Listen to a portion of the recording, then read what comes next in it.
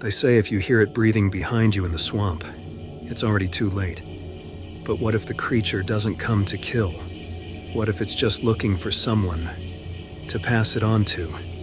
A shadow for a shadow. A curse for a name. Something stirs in the bayou long after midnight. And when the frogs stop singing and the wind goes quiet, you're not alone. You're being chosen. You don't always see it. Sometimes you just feel it. The hairs on your neck lift. A branch snaps. The water behind you ripples. But there's no wind. They say the Rougarou doesn't bite. It doesn't need to. A scratch. A graze across your shoulder. You don't even bleed. But you start to dream in growls. And you wake with mud under your nails. The story begins in old French Louisiana. The settlers brought with them tales of the Lougarou, a man cursed to become a wolf. But here, in the swamps, that legend grew claws. In Cajun folklore, the Rougarou walks on two legs.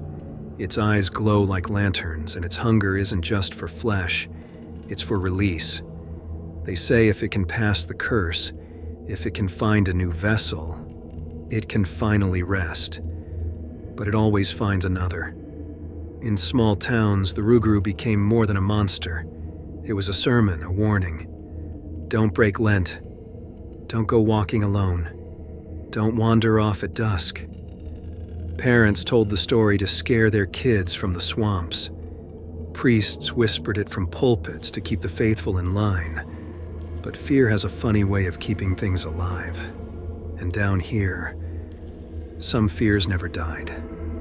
Ask anyone who grew up near the Atchafalaya Basin. They've heard something.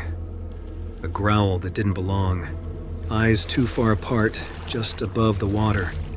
Footsteps outside the house when no one was there. Some say it's just a story, but others, they've seen it, they've felt it, and they never talk about it again. The Rougarou isn't just a creature, it's a condition, a sickness of the soul. Some say it only hunts the guilty. Others say it doesn't care who you are, only that you're next. It doesn't need the full moon. It doesn't need the night. Once it finds you, you're already becoming it. And the worst part?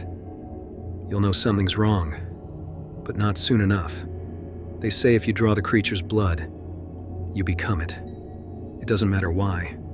A fight, a stumble, an accident. Once its blood touches yours, your days are counted. It moves into you, slow and quiet, like rot in wood.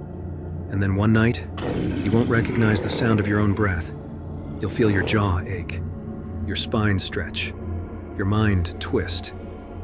And then it's too late. At dawn, the swamp is silent. The birds don't sing. Even the bugs go quiet.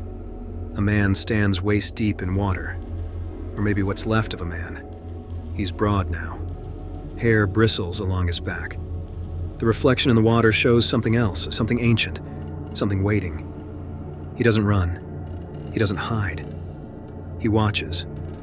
The curse is complete. And now, he waits to pass it on. Don't look behind you. That breath on your neck, that growl under the floorboards, that shape just outside the window. Don't look. Because once you do, you're already his.